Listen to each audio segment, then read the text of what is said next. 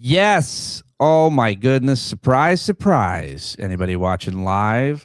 I have got the notorious Rod and Karen from the Black Guy Who Tips. I've been hearing about them forever from JL. I started listening to them a while back, been meaning to have them on, and now we're all going to have a party in Vegas in April. So we're trying to create synergy and family and chemistry. So thank you so much for joining me. Welcome to Rod and Karen. Everybody, go check out the blackguywhotips.com. Thank you guys for being here. This is exciting. Thank you. No Thank you for having problem. us. Thank you, sweetie. We're excited as well. We are. And yeah, being part of the shared JLCU. Right? Universe. Universe. I don't know how many of us there are, but I love that we're all in it. We love JL. It's just us and another huge supporter who passed away just recently because of the Jinx. Yeah. He was a big funder, big fan, but now it's just us. Now there's dozens, and we're excited to have met through JL, and I'm real excited. Now, you guys, though, should be mentioned in case anybody is unfamiliar with you. You are married and have known each other since you're 16. So that is actually known each other since elementary school. Yeah, that's true. Yeah, we started dating at 16. But we've known each other since we were like children. Yeah. And now you talk like identical twins too. You're talking at the same time. Just note everybody that they literally have been together their entire lives. How old are you people now? 47. She's 46. Yeah. Wow. Yeah. And how have you kept that interesting? Why not, mix it up a little bit, throuple it, or take a year off? I don't know, man. I feel like that it's like we like each other. We're very lucky to like each other. Yes, and found each other very early. We've grown together. Yeah. We went to college together. Yep. I don't know, man. Like I haven't really questioned it in the way that I'm sure we sound weird to everyone else. Yeah, I know we're a really strange couple. Everyone else sounds weird to me. It's like, what? You haven't dated 30 people? It's like, well, why would you do that? That's 30 new people to get to know. It's a weird kink you guys have. Being together so long. That is bizarre. I love it. It's sweet. It's wonderful. Like I guess it's just so it really is not very common. Even in the olden days, I don't think to meet so young. So you grew up together where? It says that your bio says you're from the South. That could be anywhere, and I don't know a lot about the South. I have opinions though. Of course, everyone does. Everybody does. It's the South, right? It's the South. We're in Charlotte, North Carolina. Roderick was born and raised here, but I've been in Charlotte since I was 9 months old. So you might as well say I'm country because most of my family up north. I was born in Albany, New York, but most of my family up there, they look at me like you're not from here. I was like, I am not, and I won't claim it. As you can hear, she never lost the Albany accent. So you can, as soon as you hear it, you're like, oh, you from up north. Sometimes I question Rod because he's like, I don't like sweet tea. I was like, you sure you from the South, boy? I feel like a lot of what makes you guys so entertaining is that charisma and is the actual quality of your voices. I really like Rod's voice. It's very like kind of laid back and easy to listen to. And obviously Karen, I mean, is so animated, and that accent and all of it. It's like you're almost like you're playing characters, but this is really who you two really are. Yes. Yeah. And people are surprised when they see us in real life. Like our friend Keith, he's seen us in real life, and like I'm a baby, sweetie, honey type of person, and so he didn't believe that's how I really was. So we went out to eat with him, and I speak to everybody like I already know them, and so it's very confusing to people around me. I was like, see, people like me get your shit for free. I think the other thing is that it makes it so easy to record as much as we record and do as much as we do, that it's not like a character or an act or like a thing you need to remember. Right. It's just like, this is us. This is how we are. If you see us on the streets, this is how we are. We've recorded with so many people at this point. Like people are surprised sometimes where they're like, so how do you guys get ready for the show or whatever? I was like, this is it. We just show up. And then like I remember there was one couple in particular, I won't say any names, but like before we hit the record button, they were like at each other's throats. And I was like, oh shit, are we gonna be able to record? Right. Like, did they fall out? Are you guys want to do this another time? Because we totally don't have to do this now. And then as soon as we hit record, they were, oh honey, sweetie. I was like, oh man, good luck. I love it about you. I'm listening to the show. I think it's a lot of fun. You also go live like 4 or 5 times a week on Cloudcast, because you got a sweet Cloudcast deal, which the thing about that is we've been going live for years. Multiple live things we use are defunct now. Like vocal, like we've been doing it we actually been podcasting for like 16 years. So we've been doing this for a very long time. Is it true that once you guys start going live, they usually end up canceling that platform? You guys have killed all of these. Yeah, we're the ones. Actually, it's when we have JL on. Honestly, it's the secret. That's when it ends. Once he's on a few times, it's like, oh man. Like I'm looking at StreamYard right now. I'm like, I don't know, man. Pete's had him over here a lot. I don't know. They might be going down for the count. And talking about the JL Jinx, we had JL come to Charlotte for our live show. And I was determined I was gonna fight the JL Jinx, but it won because we recorded the show. And I think it like lost the video. Like we lost every recording of the show except for one audio recording. And we had multiple backups. Yes. They all went down. You can't beat the JL Jinx. No, man. You can't. Let me get back to the two of you, getting to know you just a little bit. And I want to ask you about some things that are happening in the world. I want to ask you about some of your values. Some of your, some of your ideas that you have about the world. Some of your moral. I want to see the moral clarity that I've gotten to know listening to you guys. But what is the South according to you two? It's not the same thing for everybody, and I don't think of North Carolina so much as the South, but it is the South. And so what's the difference in regionally, or what's your experience been growing up there? And why stay? For me, I love the South, and I wouldn't want to be anywhere else. Like me personally, I love the South. I think a lot of people have a lot of misconceived notions about the South, based off of for a lot of people never coming here and just hearing shit. And the things that happen in the South happen all across the country, but people want to be in denial that these things don't exist in other parts of the world. I've been up to Pennsylvania and some of these other places, so I know they wave Confederate flags, they have hoods and things too in other parts of the country, which a lot of those people would turn their noses up on the South. And so for me, it's very frustrating when people come and they just say blanketed statements, and I'm like, well, you really don't know. We are actually a better melting pot sometimes in other parts of the country. We don't have Chinatown. We don't have like all these divisions. Like when you go to New York, you go, this is this place, this is where the Jews stay. We don't have that. Like we're forced to meld together. Where the Jews stay. They be like, this Jew town. Yep, this Jew like, town. Oh, word. This okay. where the Koreans that feels stay. offensive, but if y'all calling it that, right? That's how I feel. Because when I was up there, they was like, this is Chinatown, this is Koreatown.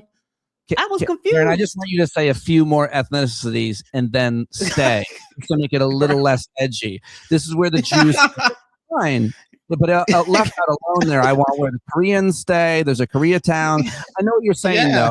The larger point is that they're we self-segregate a lot in a lot of parts of the country, a lot of cities, but down south, and you can speak to North Carolina, I guess, there's a lot more kind of communities that are much more mixed and less like that. Well, what happened is because of desegregation, it forced people to be together. Regardless if they want it to be or not. Yeah, it doesn't necessarily mean that it stays that way. I mean, I still feel like it's pretty divided on like Sundays when people go to church. I feel like people still go to church a lot of times with their own race or whatever, like it can. Sure. Yeah. So it can still be that way. I think what it feels like to me is like all of America is kind of the South. And one of the things I read about a lot during like the Great Migration is once Black people arrived somewhere with the promise of like a better situation, it was then that places that were like, no, it's not racist here in Chicago. It's like, y'all trying to get jobs? It's racist here in Chicago. You guys got to stop with these jobs. That's enough of that. Right. New York, you know, I remember reading how when the Civil War was going on and Black people moved from the South to New York City area, they had to do a draft. And so at the time, the only people that could be drafted were white people. Because for some reason they were like, we should be the only ones to die. But okay, seems weird flex, but appreciate you. Right. We'll live a little longer. And Black people wanted to fight, right? Right. But they did. They had this draft, and in New York City, the white people there, some of them went and attacked the Black people who were coming there for safety. And it's like, oh, so it's more like circumstantial. Like, it was easier to be pro whatever when it was happening down there in the South. It was like theory. Who cares what's going on with those Black people in the South, man? You guys are tripping. And then when the Black people came up, so it feels like it's. And the last thing I'll say is, almost every place you go outside of a city feel like the South. It does. Like you can be in New York, drive an hour outside of New York, and you're just looking around like that. See, that's what I've always thought. What is this?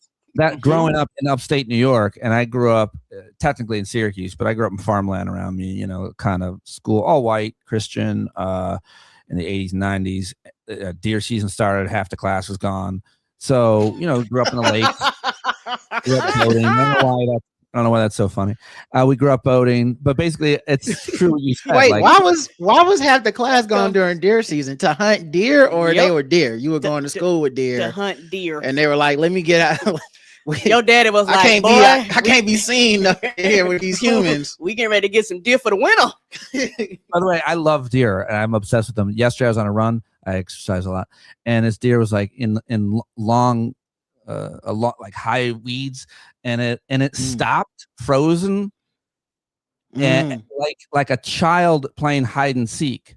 It was like, if I stop, he won't see me, and I was like, what? I have eyes. It don't work like that, but yes, that's what they do. I go walking like a couple times a week at least, and I try, you know, I walk on these paths, and sometimes you'll see a deer, and I don't know why it feels so magical when they're not scared of you. You know, I don't know why. Like, it's like, oh, he's not gonna run from me, but at a certain proximity, it then turns back to scary for me. We're like, all right, man. You should go ahead and back up. We don't know each other, dear. I don't mess with no strange deer. I see deer, I start running. As opposed to the ones you know, of course. That's right. That's right. Because you know they'll fuck your cars up. Well, when I look at a deer, the thing I'm most concerned about is that they're covered in ticks with Lyme disease. That's why I stay. Oh no! Yeah, they're the main traveler. That's why. So it's not like a Snow White at all. No, it's not.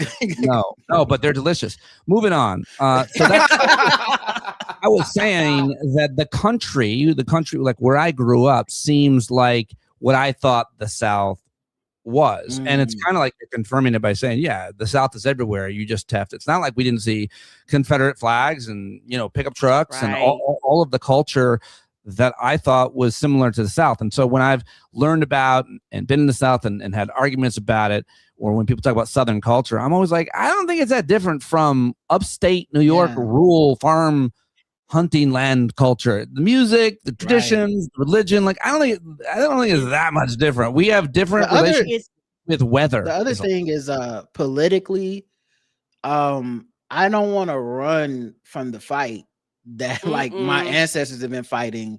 My parents have fought. I feel like I have as much claim to this. Like we're in a purple state now that has been being forced to be a red state. And I feel like abandoning ship just gives up the state. And there's a chance to fight for these places and come back. And I think sometimes when we talk nationally, because everybody gets into like just presidential elections, when we talk nationally, people forget that like, hey man, the South is not a place that should just be a given. Almost every red state in the South is just a state that has the black vote suppressed. And like if it wasn't suppressed, it would suddenly become a blue state if you weren't gerrymandering anything. Writing all these crazy rules.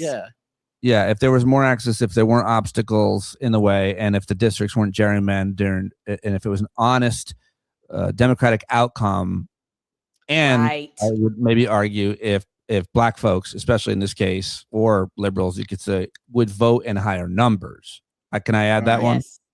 Then the outcome. I mean, where I live, and it's that self-fulfilling prophecy, right? Because I know black people in the South that have given up on voting, but they've given up because of how many obstacles they face, and they're just like, well, it's never gonna work because of this stuff. And sheer numbers, if you just allow, turnout to happen, I believe you would see that reflection come up. I mean, you even see it in like the Democratic primary. Like black people show up for that because they're like, this will count. Yeah.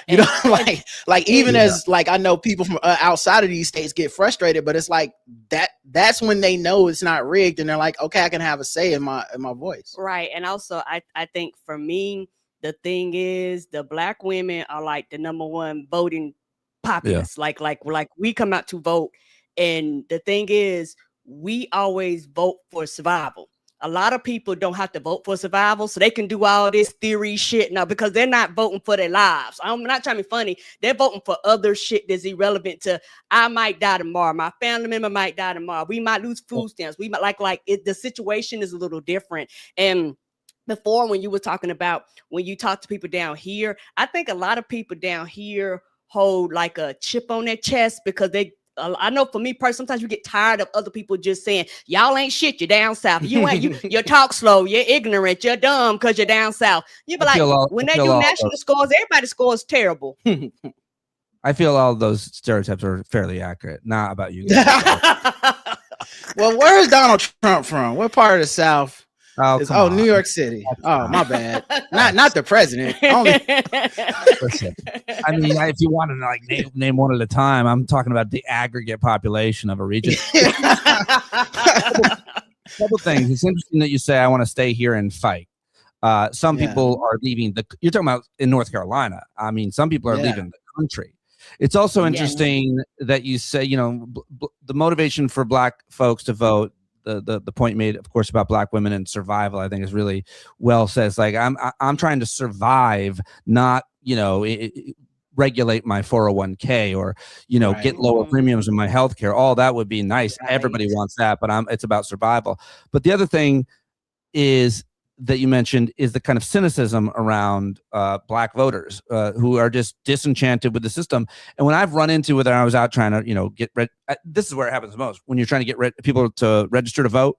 And I was in like a black area, trying to get people to register to vote. And just so many black people like, are you kidding me? Maybe it's because me holding the clipboard, which would be fair. But it was always like, what have they, what has politicians ever done for me? They're nothing but liars. And I was just like, I'm not arguing with a black man. Right. You're not going to win that argument. No, but the thing for me is like, fair enough. The numbers wise, like we exist in this weird space where like number wise in America, there's not enough of us to completely shift the vote. Right. So even if you got 100% turnout, it's 13% of the population. And it's the only part of our population where people look at it like, why wasn't it 100% that voted Democrat every time? Like every other population gets a little bit of like, well, we got 60% of the Latino women. That's good. But with black people, it's like not 90% of the black men. What's going on? I think one of the major problems with, sorry to interrupt you as you're talking about 90%. Yeah.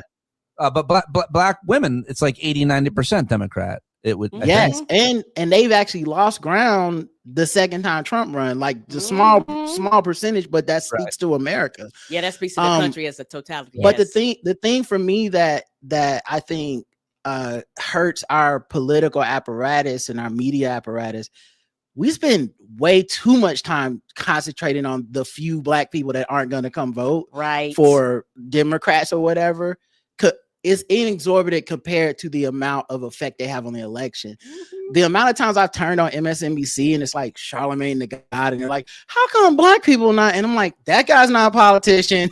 Right. This segment feels kind of like some bullshit. And it feels like we've already given up ground in other places where we might be able to see ground, like with white men. We've decided that demographic's never coming and we should not even work for that. And we definitely don't admonish people, right? White women, 53% of the vote goes to Trump. We don't admonish that group on the news, like, hey man, let's have some white women on to talk about the white women vote. You know, it just feels kind of weird that it just keeps coming down to us. Right. My new show, Why White Women Vote, by the way, is about to launch. Hey, look, no one else is doing it. Right. A whole lane. White lady voters. I've got binders full of names of white ready to roll out and focus group them. Yeah. I mean, yes, go to the Instagram. White woman, a white woman Instagram. They're out there, boy. Oh yeah, I've seen them. They might get fed to me on my algorithm. I might be into them. What's wrong with me? You really want to know about a person, don't look at their social media feed. Look at their internet history. It's now time for the segment in my show that I'm just inventing right now called Rod and Karen's Internet History. I'd like you to both tell me what we would find if we looked about your boring life. Because so much boredom, like so much of the shit that is in my internet history would bore you to tears. Or it would embarrass, obviously, too, whether it be a celebrity thing or a sexual thing or something else. But a lot of it is just boring, but that's why we would never share it. So it's now time for both of you to share something mundane or amazing from your internet history that you last searched.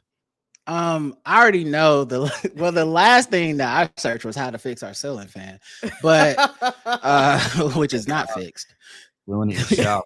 That's a tough home improvement because you got to be on that. You'll be looking up, you'll be leaning back and looking up. A lot of the time you got to hold one hand, and it's a hard one-person job. It's even harder to make that video on YouTube, to hold the camera while you're trying to give instructions. But that's impressive. Fail or just and the video's never what you're going through. Like he just was like, first of all, you just flip the lid like this. I was like, well, if I could fucking do that, I wouldn't need to look up the video. Clearly my lid is not one of these lids. You hard to find. But I think my biggest search thing is for internet history is probably Reddit, which is the best place to look for pornography. So then I'll go on Reddit and just be like, oh, it's big brown areolas or something like that. You gonna find join that group. And I think honestly it's healthier than being on Twitter and Threads and Blue Sky. I feel like that was fucking with my mental health way harder than just being like, there's some boobs. All right, appreciate you, ma'am. Thumbs up, and I'm out. By the way, my other new show, my other sponsor, Big Brown Areolas, is got to do a live read. If you could just stay with me. Okay, Karen, your turn. Right. I am very boring. I love Secret by Beyonce. So I've been trying to find a good sale on her hair products. Oh, Sacred. Yeah. Sacred. I'm sorry. I said Secret, but Sacred. It's spelled weird with a C. It's not your fault. It's Sacred. And so I've been Googling and looking for sales on her stuff. And also Christmas time is coming. So I've been looking for me, and I found it at the Hornets game. Was at the Hornets game. Drink, for those of you that know, was at the Hornets game. And people were wearing like headbands that kind of blinked. So I wanted me a headband to blink for Christmas. So that's been my boring life. I like both of them. You got the Hornets are an NBA basketball team, in case anybody didn't know. Correct. Yes. They're in North Carolina. They must be a pretty big deal because I don't think there's not too many pro teams down there. Yeah, we've had them since '88. They left for a little bit and came back. But it's a big deal for us. We're season ticket holders, so we love basketball, and we go to all the games. We use all our tickets. It's fun. Yep, I've loved the Hornets since I was a kid. I was 9 years old when they came here, and they have been my team ever since. Same thing with the Panthers. I didn't have an NFL team, and most people did down here. It was Redskins, Cowboys, like other places before the Panthers came down here. So the Panthers are my football team. big sports people as well, Rod and Karen. Very excited to have you guys with us in Las Vegas in April. It's my understanding from listening to your show, and if people watching now or listening haven't checked it out, theblackguywhotips.com. You can find it anywhere you find your podcasts. You can support them in all the ways. But you guys have never been to Vegas, is my understanding. I heard. Never been to Vegas, man. Always heard about it. Yeah, it's so weird. Like the podcast has taken me more places in my life than like any professional career I've had.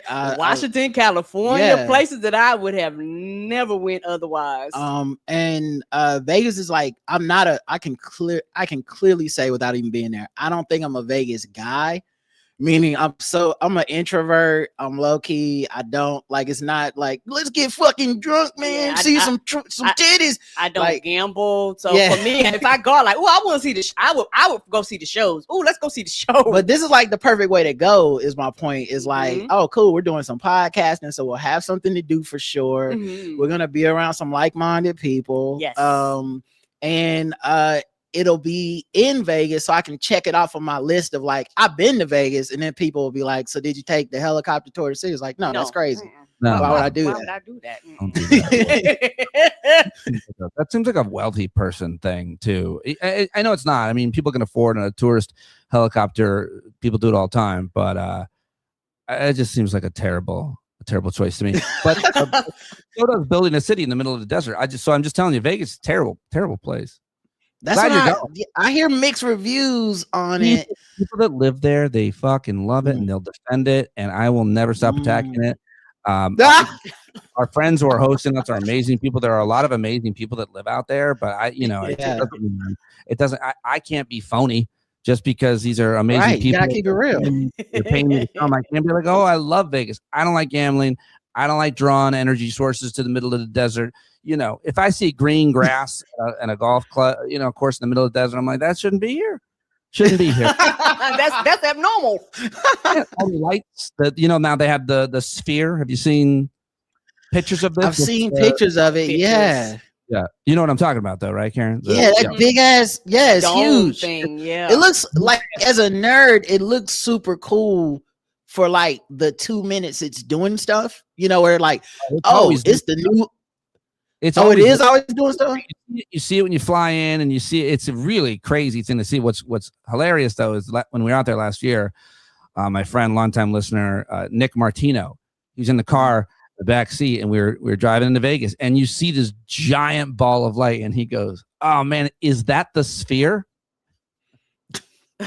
You're like, no. I was like, no, the moon landed, you fucking idiot. Yeah.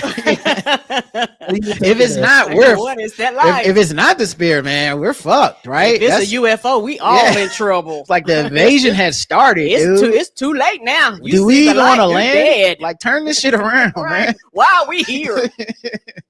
I think it looks cool because every time I've seen it, it's been like, here's a Marvel movie or some shit.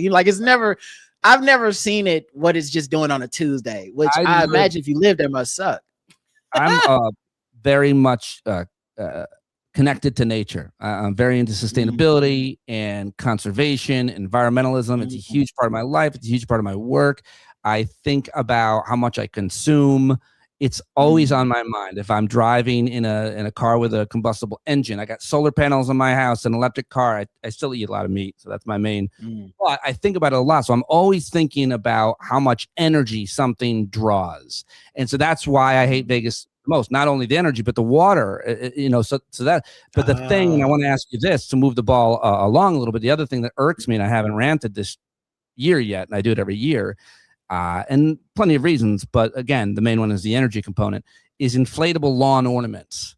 It started with Christmas. Now every holiday, people are blowing things up and keeping them blown up all day long. That's electricity, blowing that air in. I don't know that it uses more electricity than lights do to decorate. But I think they're so hokey, so tacky, so ugly, and such a waste of energy. And I want to find out if this is a divisive issue between us.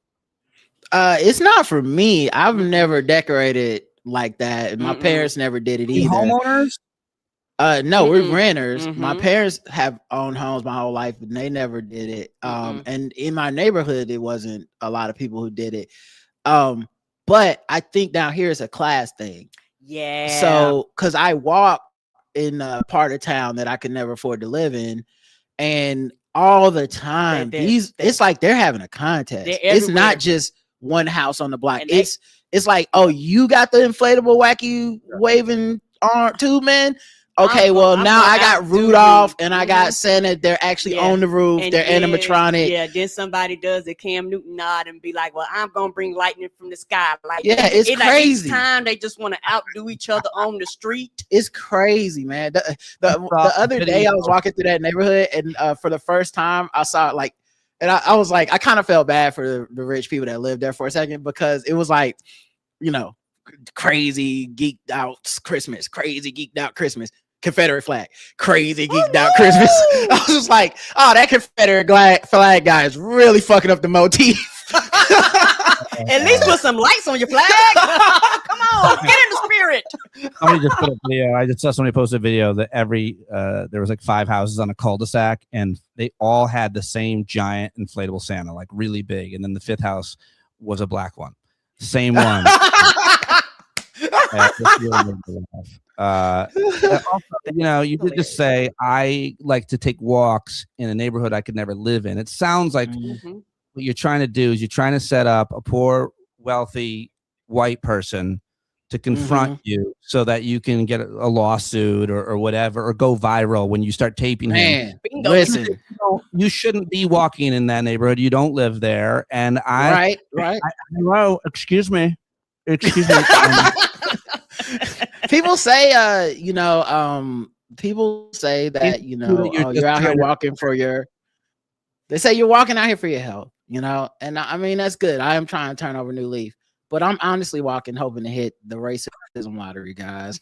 If I can just get one Karen, just one, it only take one, and I can start the GoFundMe right away. I already got the GoFundMe set up. I just got to hit enter and enter just the specific details of like, oh, Christmas Karen says get off her lawn. Right. And I'm upset that they tarnished the name Karen, particularly when it started first happening. I started my own campaign, Take Karen Back. Y'all ruining the name. Yeah, that is tough. You should change your name now. At this point, there's no hope left. Yeah, it's over. we went to New York, and they had the M&M store. Oh, I was mad. And we were they have certain gear that's just like, oh, Bob or whatever, Peter, I'm sure your name's on a lot of stuff. No Karens. They had 0 Karens in New York City, the M&M store. I was like, that's a choice. Yeah, that was a choice that someone at corporate said, we're out of the Karen business. We're out of the Karen game. I was like, this is the most common name. What is happening here? I don't know. With a Y or E, nothing. I don't know exactly how to describe the shade that you so lightly put upon me. If it was just my name is unoriginal or it's just white, but you're like, I'm sure Pete's on everything. I'm like, hey, why not both? Yeah, Rod, his name be on everything too. Now, let me ask you this: so you talk about setting up the GoFundMe because someone's done something horribly racist to you, but we now have learned that if something horribly racist happens to a black person or a person of color or a gay person, and you set up the GoFundMe, sure, they get money, but it is nothing like dropping an N-word and getting canceled or getting fired from your job at the petrol factory. They go for the gold. Should we get into some kind of a deal arrangement, the 3 of us? We'll split it. You be racist, and then we receive the racism, and then we both get GoFundMe. Here's the thing: I don't want you to get canceled and then ruin like your credibility. So I think the money is worth it. I'll get if I do some real racist shit, I'll get $10 billion. You'll be set for life. But then you gotta you gotta live with that, meaning when you go to Whole Foods, they oh, that's the racist dude. I think we can invert it. I think I think we can be racist to you and still be cool in all the circles we live in, and then you can be the real victim, because what happens now is the racists play the victim, but we've never had an actual white victim of racism in these viral things. I wonder if you could make more money as an actual victim of people being racist. It's an intriguing thought. It would help preserve my reputation. You are right. But I just don't think you're listening Have you seen the money? I could get my it's crazy. redone. You don't. I see what you're saying. You don't want to take the risk. I'm on an island with a new face. No that's what I'm talking about. And by the way, it's just me on that island and hundreds of beautiful black people. That's how beautiful black people in the world, the coolest, funniest, most talented, and me. I'm like, yay! No, I'm with you, because you know what? While I'm looking at this filet mignon I'm about to cook, I don't hear your criticism. I just feel like it's a risk reward system. I'm proposing something that we don't know will work, and I'm guessing that it'll be the most lucrative form of this viral disaster shit. But I could be 100% wrong. But we get nothing. All our reputations are fucked. And Pete's playing it safe. Like, no, we go with the tried and true. I go racist. You guys receive the racism. We get rich. I see you. Have you had any issues walking through that neighborhood? Nah. Low key, man, I kind of feel like during the pandemic, something broke. To be fair, wearing a full suit, necktie. Yeah. This is my bow tie that I always wear when I walk down the street. This is where I live. I feel like during the pandemic, we saw too much of each other through the internet, and it made it seem like black person walks in the neighborhood, something racist happens to them every day or whatever. And it's more like it's like the racist lightning strike. You know what I mean? Black people we do a lot of stuff. I live in a city that's majority black. Like, it could happen, but it's not a thing that crosses my mind. The most awkward it gets for me is if I wear a shirt that says something like slavery was bad, just so you know, or something, and I'm walking through the park.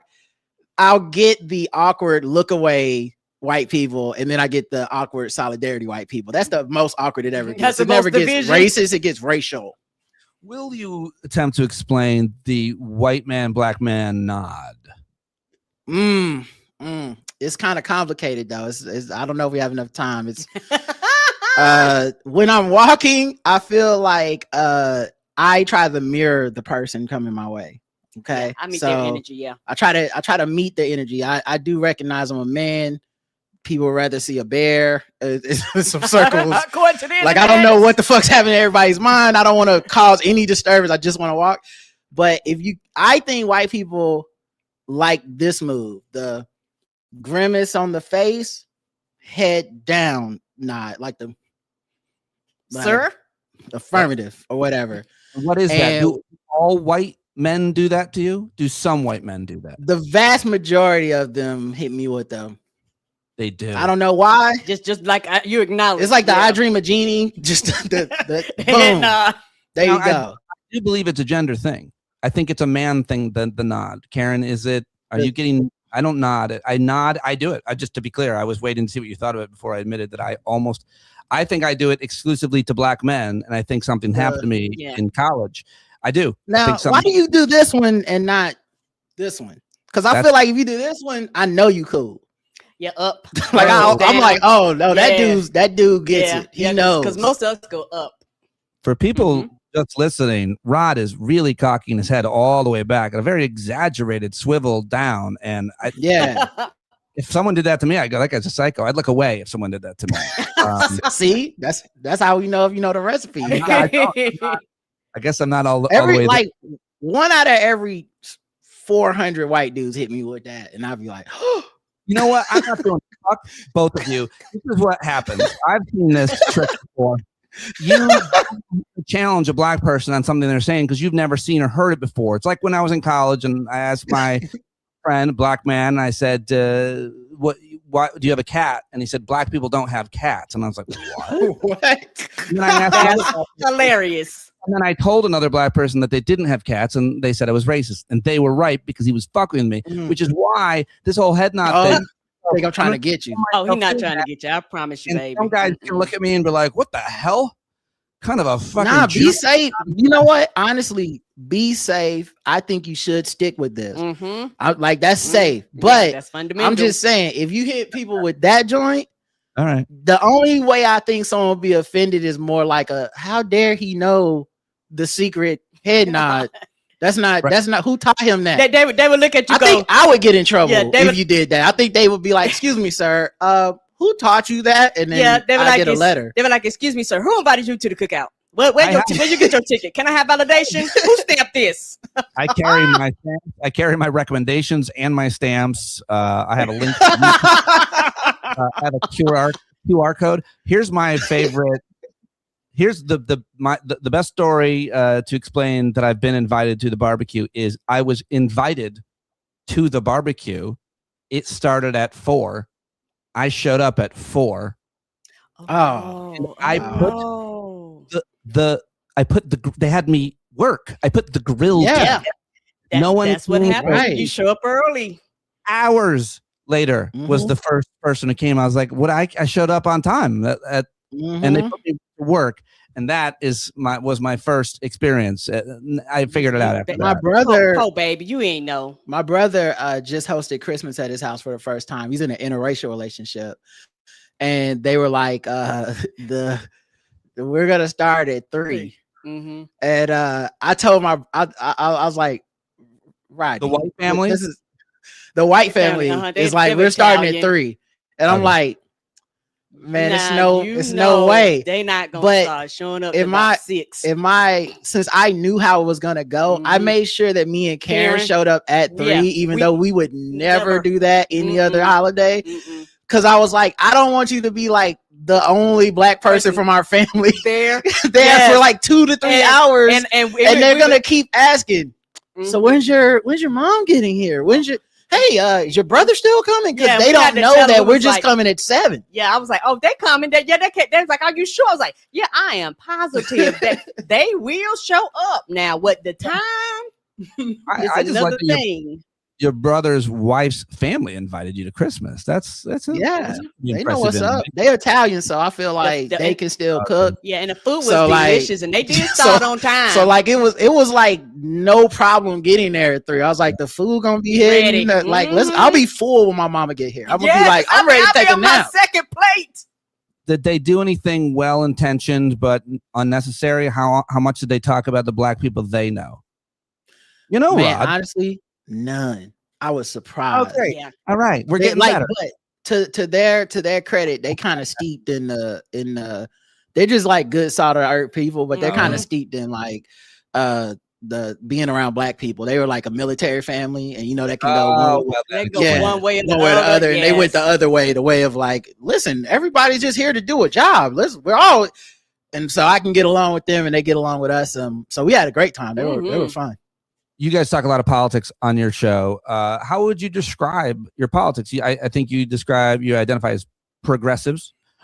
Is there a person, a candidate, or an issue or an idea that better labels what you believe, or that we could? I would say we're mainstream progressive, but I think that's kind of where the Democratic Party is, and we're not too much left of where the Democratic Party is. Like, it's not that we can't be stirred to the left, but it's more like that's good, like, but I think it's because the country has gone so right that's why we're pragmatic. And I think a big part of that is us being from the South. Yes. We always are practicing pragmatism. We don't have any like socialist candidates. We don't have any Mamdanis.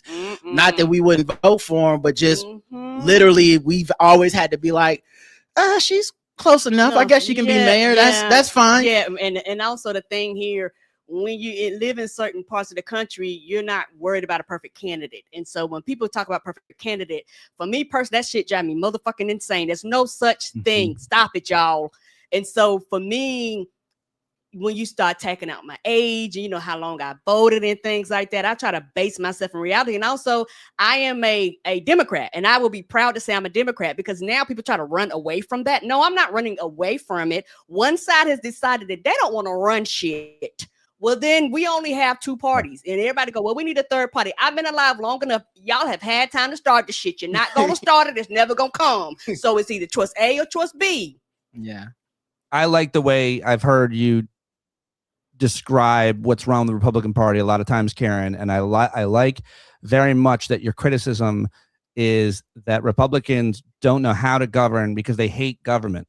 And I think it's such a crucial point for people to understand. Democrats are flawed and government is flawed, but you need government, and you want your government to function and be without corruption. And if you've got a better idea, I'd love to hear it. But the better idea isn't I love to take hear everything that is in the public's interest and privatize it, from public transportation, education, to the police department or everything else. They want to privatize everything. They want to monetize everything, capitalize on everything. And they don't want to actually govern, and they don't care about the public interest, and they put profit over people. And it's a completely different ideology. I feel like I'm singing your chorus because I've heard you say those kinds of things a lot. Yeah. And I think sometimes it's hard for people to understand because I say it with such conviction. And I think a lot of times when people talk about politics, particularly in open platforms, they don't want to be, quote unquote, pinned down. They don't want to be labeled. Yeah. They don't want kind of all these negative things that come with it. Well, that's a part of the process. Like for me, because I've been doing this for so long, I'm like, that's a part of the process. So like I said, you're not going to make me back down. You're not going to scare me. I think also everybody would respond to like a fighter instinct from Democrats. Like, I don't think people are going to respond to like, man, if we can just go to utopia. It's like, no, I want you to fight this shit now. I need you like when Chuck Schumer compromised in the Senate, it was like, no, that's not what you want. Like, and I do understand, like, that's a difficult choice. It's very easy for me to say, I don't walk past the officers not getting paid on my way into the, but the sentiment and what drove people to out I think in this last election, this off-cycle election, a lot of that was like, we see you guys fighting. And I just think whatever your values are, you should fight. I heard all the discussions after Kamala lost, and it was, oh man, we got to let the trans stuff go. We got to let some.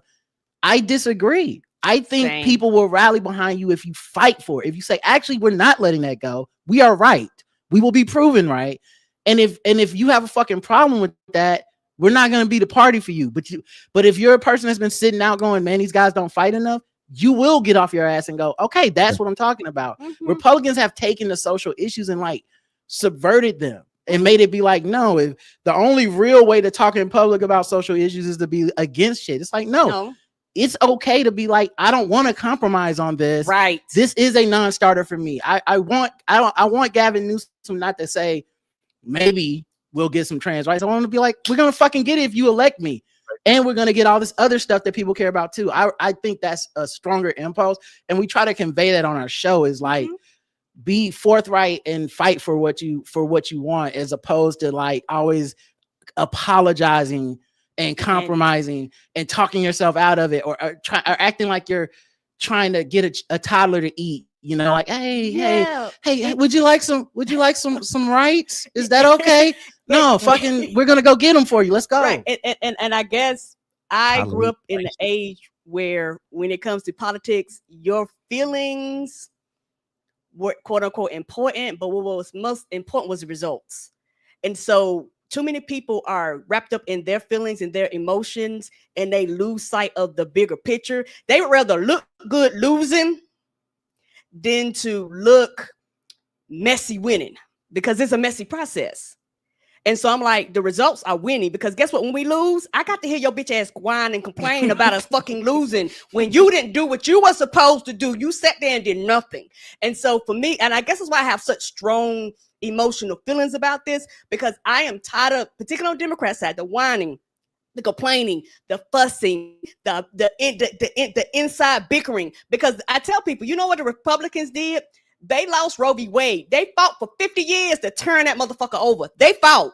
But the second something breezes past, or you don't like the way somebody says something, I got to look at you whine and cry and flop and fall out online. You're not built for this. Not built for it. A lot of people aren't. A lot of people are soft and they quit, and they're apathetic, and life is just maybe a little too easy, and they don't often just understand the root of a lot of the problems. I think I think you're so right about what you talk about wanting a fighter. I think that's why what put Mom Donnie on the map. He literally fought against Ice Age. He was fighting and shoving and pushing immigration agents. And that went viral, and they showed him literally fighting. I think it's true of people like Jasmine Crockett at a oversight committee hearing, or AOC, or so many others. Jamie Raskin is such a fighter. Even James McGovern, who I knew back in the day, I never thought he was going to be a leader of the party, and such a tough guy. He is. And I think there's a lot of fighters. I think Senator Chris Murphy is really good and smart. So I think there's a lot of Democrats that are doing great work, but I think we need more people that are willing to step and fight. I think Gavin Newsom fights a lot. I know a lot of listeners of mine think dark energy, they don't trust him. But JB Pritzker, yes. Man, love him. Yeah. So I mean, the other thing too, like of the party, like those people are represented in the party for sure. But the thing about politics is that those guys are still looking at the way the wind blows, right? Right. If you want bold, progressive Democrats, you just got to put more in office. Yep. Then the fake ones who are just like, man, I just don't want to lose my job, they'll go be fake progressive. Whenever there's a conservative majority, you got motherfuckers being fake conservatives where you're like, you didn't run on that. Those aren't your values. But you're talking like that now because you're looking where the wind blows and you're like, I'm going to just go over here. So even the coward Democrats that people hate will slide over and pretend to be bold when they have those numbers. Don't you think the wind is blowing in the direction of a far more progressive, and I would argue mostly because of young folks across the country? Right now it is. Yeah, because the economy that they're living in, and I don't blame them for being mad and upset and demanding more. Because for the first time, most young people ignore this shit until they get in like their 30s. But for the first time, they can't find jobs. They graduating with a bunch of debt. Biden tried to get everybody's shit wiped out, and then the Supreme Court said no. And if they're paying any attention, I understand their anger. Meanwhile, we're bailing out farmers whose markets we killed. We're bailing out is Argentina because they want to keep that currency value. It's got a lot of people invested. I mean, like they're handing out money. They're pardoning the worst people. Yeah. What's worse than, man? I mean, outside of a violent crime, and even a violent crime, like you could recover from a violent crime if you weren't killed. I got beat up a couple times in the street. It was my fault. I started it. But either way, it's true. Guy asked me for money. I was like, I don't have any money. And he said something mean to me. And I was like, why don't you come over here and say that? And you know what? He came over and he punched me in the face. And I was like, ow. And you're like, I said, say it. Not speak with your mouth. Not your fist. Why don't you come over here and say that? When a man says that, it means let's fight. And he came over and he fought me. You just tell him you're a literalist. Like, no, I mean, let's have a debate of the heart and mind. Yes. I'm a literalist, sir. You're like, why don't you just quote some Shakespeare? I don't know, because he just wanted cigarettes. So I think the larger point I was making was that I forget now. Something about people wanting to fight, and I think we all agree there that we all do want fighters, and we all. The other thing too, I think, is a lot of times people are young people this last election. A lot of them were like going for Trump in numbers we hadn't seen before. True. And unfortunately, it feels like there's a cycle of like humanity. It's like you had to fuck around. Because now those same numbers are skewed towards Democrats. And I'm like, the numbers aren't skewed towards Democrats because, Democrats had such great policies. It's because you learn like, there's no bottom to this Republican thing. This isn't going to stop at a certain place and then be like, well, no, you'll be fine. It's going to fuck us all. And I think that a lot of people learned that lesson last time. And I am always a little nervous about these pushback elections, though, because it has to be sustainable. Right. So everybody's got a lot of concern from people all across. It's got to be sustainable, or else the backlash, the white lash, whatever you want to call it, is that much worse. Right? We get a real effective fascist as opposed to the dumbest one ever. And man, is he the dumbest.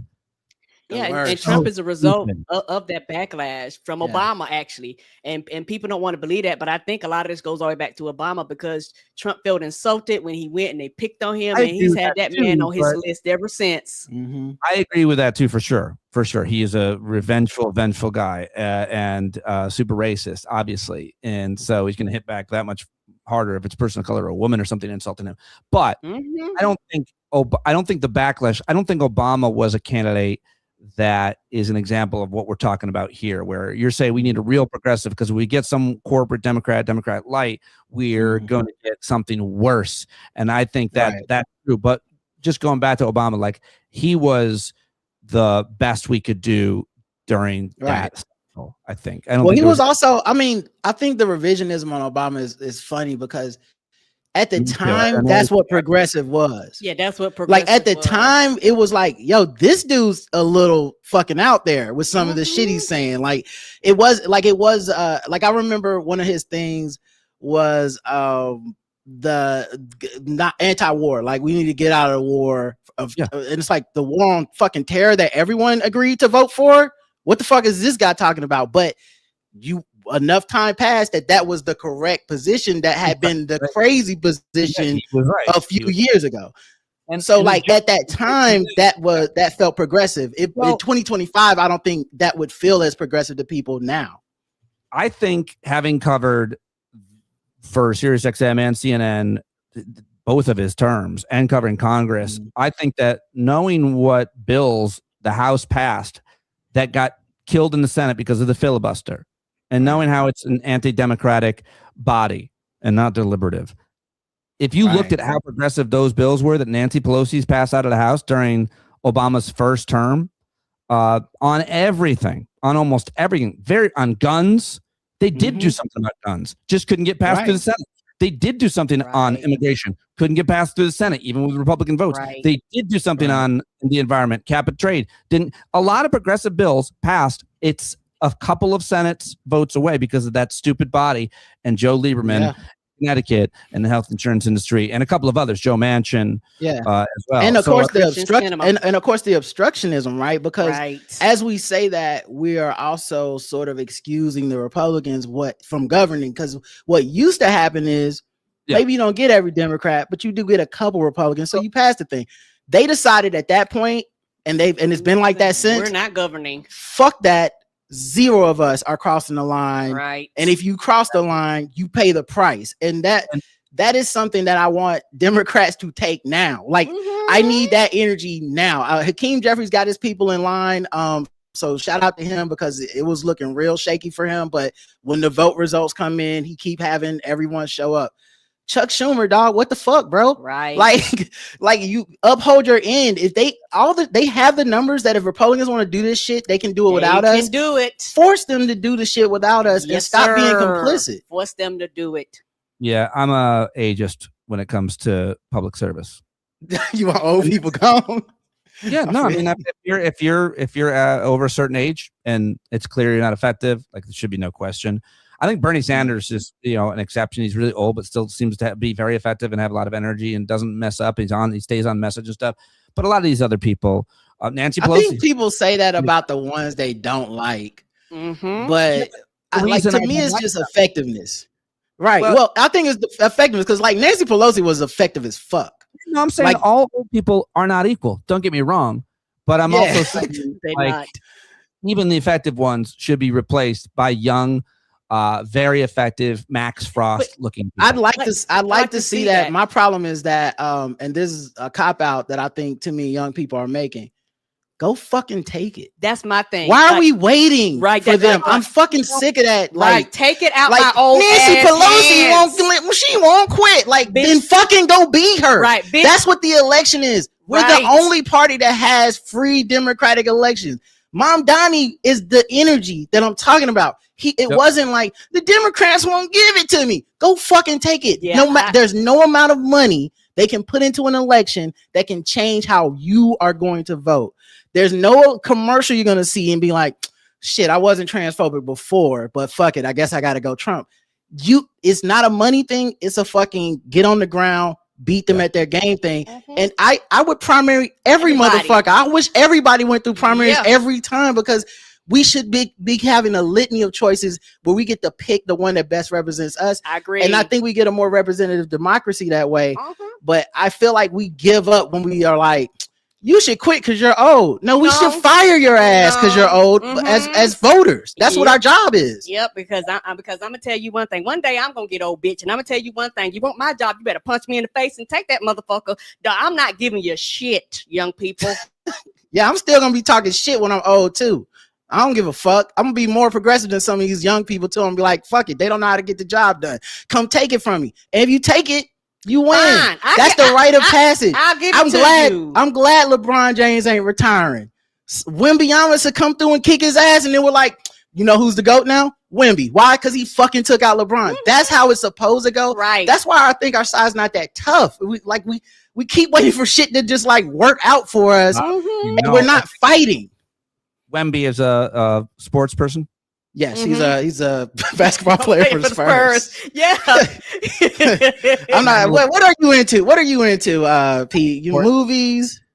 So I'm into a lot of things, but I can't talk about a lot of things. Somebody was requesting that I ask you about TVs and movies, shows, because you guys do this a lot in your podcast. We won't be doing that here. And the reason for that is I'm self-aware enough to know that I can't talk about everything. And I've never been good at talking about art and entertainment. Okay. I'm a comedian. I can't talk about comedy. I love TV and movies. I don't talk about it. I don't think I have anything really to offer. I don't think my attention span is long enough. Like, I don't think about it. I just watch it. I love watching it. Wow. You just talk about politics all the time. No, not just politics. I talk about anything that is impactful in your life. So psychology and philosophy and parenting and health and environment, things that are adjacent to politics for sure. I definitely talk about a lot more politics than ever before because it's so relevant in our lives, unfortunately. Right. But, agree. I'll interview. Basically, my standard is I talk about issues that impact a lot of people with really smart people who know a lot more than I do. And so when I'm talking about, so I just don't talk about, things that aren't kind of life and death, super consequential. Right. I should more, and I'd like to do a little bit more fun segments like I was telling you guys, and we should do them together, just about things that are happening, trends and culture and yes, TV, movies, but I don't have anything to offer. It's not interesting. Well, my thing is, what I'm trying to think of is the analogy, right? Because I use LeBron and Wemby, but if I knew what you were into, I could be like, oh no, it's like if Diana Summers came through and did such and such a way. Like it's like if Thanos did blank, but I have no reference now. Music. Okay, all right. So music wise, no, like how about this? Downhill women's downhill skiing. Go ahead, Rada. Okay, all right. It's Lindsey Vonn. Is huge comeback, guys. I mean, which is still sports somehow. I just know what's ball. I like to listen to other people talk about these things for sure, but yeah, I just don't partake because I don't want to, especially if I have a microphone and a camera in my face. I'm like, I got nothing that is important that will enrich you on this. But you guys love it. And that's dope. That's a like type of humility we do not see anymore. Because everybody got to have all the answers. And you're like, sometimes I just don't know. I feel like I turn on TikTok and it's just my friends giving opinions about shit they don't have any say in. I'm just like, I guess we're doing that. My whole thing is finding like smart, credible sources, specifically people that I can talk to on the show and communicate that way. And I love that. That's what I've been doing my whole career. And we don't do that anymore either. No, we do not. There's a real depth of expertise, and you make one mistake as a you have one bad experience, or if it's not perfect, then it's a conspiracy. And there's a lot that's been written about the death of expertise and people's lack of COVID just killed so many things, and now look and critical thinking is the most important to me. For some reason, that just. Woo, I've been looking at people go, ooh, you do not think critically at all. But do you ever think about like you could have been like a rich podcaster? You could have been like the biggest podcaster if you kind of did away with that. Like if were just like get rid of expertise and you just ask open-ended questions and just pretend and don't take any of it in. No, nothing. Take nothing in now. You could be rich. I couldn't, but I wouldn't be rich because that's not how I measure wealth. I would be poor. I would be empty. I would be purposeless. I would be a liar. And even if I could do that, I couldn't do it. I couldn't fake that. I'm starting to believe that we're not going to do that GoFundMe plan we started with. I'm starting to feel like I think that's falling through. Doing it. I just found two other black people to do it. I don't trust you two. I think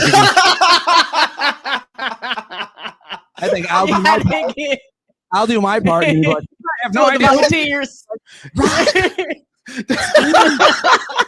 It's me. It's fucked up. It's fucked up, but you might be right. You might be right. I feel like if the black delegation called me to the side, I'm like, was this a plan so y'all can raise GoFundMe money? I'm like, I've never heard this man in my life. I don't know who he is. I have no idea who that is. Now I'm going to go hop in my Benz. But we seen you in Vegas. I don't know who that. I don't know who that was. Well, this is barbecue. I'm telling you right now, I've been burnt. I know who I'm getting in bed with. Setting up chairs. You're setting up chairs at the barbecue, man. You good? I know about Rod. I heard this too on your recent podcast, and I actually am like this, so the bit's kind of over. But Rod is I don't know about you, Karen, but Rod apparently is a rule follower, and I'm pretty much a rule follower too. My daughter's growing up called me said I was too goody two shoes, and I was like, that's not a bad thing. That's right. That's modeling. That's not. I was trying to. When did we start getting the bad? Why are we the bad guys here? I don't think I'm not following bad rules. You know what I mean? Like it's like if the rule was like go out tomorrow, punch your neighbor in the face. I'm not following that fucking rule. I'm not doing that. But like the rules that are just like I don't know, don't shoplift. I don't shoplift. You know what I'm saying? I know a lot of people do. What about in traffic? You merge? I merge right. I do the turn signal. Like, I mean, I will say I go 9 miles over the speed limit, which I've heard is just enough that the cops won't pull you over. But I mean, yeah, what's wrong with the rules? Honestly, if everyone just fucking followed the rule on the highway, do you know we would get everywhere in 10 minutes? We would. It's always because some rule breaking motherfucker is fucking us up. Like, oh, he's merging wrong, and now I gotta stop, and then, oh, slam, don't break. I'm angry. Now it's 45 minutes. You ever see an accident and you realize the slowdown that you've been in for an hour was because the car and then the other side of the interstate was on fire and everybody's slowing down to look at it? Yes. That drives me nuts because you get up close and you realize there's no accident. I mean, like not no accident, but it's over to the side. Everybody's just looking. Just go down the road. Yeah, but no, I think you're being a hypocrite. I think we all are. I think we get up there and we're so mad that the reason that we've been stuck is that because everybody's slowing down. Oh, right. Okay, now that, yes. 100% are all the same. We're all going. True. Right, and then we see it, but we get mad that everyone who saw it slowed down the way we slowed down. Like we're not even gawking anymore. We're gawking to judge the other gawkers. Like this motherfucker was smart for a burning car. Yes, because I'm wondering why we all slowed down. That's why I'm looking. Well, I guess I'll take my car to park and go. I'm angry. All right, Al, this is great. I had a lot of fun, and I'm so excited to do it again. We did too. This is a getting to know you. I wasn't sure if they would have good chemistry with each other because they've only known their 16 finishing each other's sentences like they're like identical twins. But we should have did that. We should have been super awkward, Karen. We should have showed up and just like act like we didn't even know. No way. like who are you? Hey guys, we're actually in the same room. We should have gave one word answers and shit. Like from the South. Yes. They're really tight. Wow, I'm not really getting anything going. Tough crowd. Vegas is gonna suck. That sweet cold cash I'm handing out. No, it was free, and I appreciate you being here, and I hope everybody will go subscribe. Go listen and subscribe. Watch them live on Crowdcast, and these guys are great, and I look forward to doing this a lot more between now and April, and then, of course, we'll all be together with J.L. Cavan, whether he's still running for Congress or not. He'll be there. He won't let us down. I heard you guys questioning. He won't. He'll be there. Man, sure. I got scared. All right. He's taking it serious. I was like, is he going to be responsible? Because he was supposed to come to the show. They had to cancel the show trying to be responsible. Right. Thought this was a gag or something. Right. Yeah, he'll be there. He's going to pull in on a stagecoach, but he'll be there. It's yes, he will. Is that JL we're hearing? Why are you wearing a Pat? Ladies and gentlemen, morning to you. Thanks for watching live. Go check out theblackguywhotips.com. Go subscribe to their show. Hopefully you got millions of new listeners today, guys. And those of you that were watching live, thank you. Rod, Karen, this was so much fun. I look forward to doing it again. Same. Absolutely. And I'll be back live here with Dr. Jason Johnson in about 15 minutes. So join me then, everybody. End stream.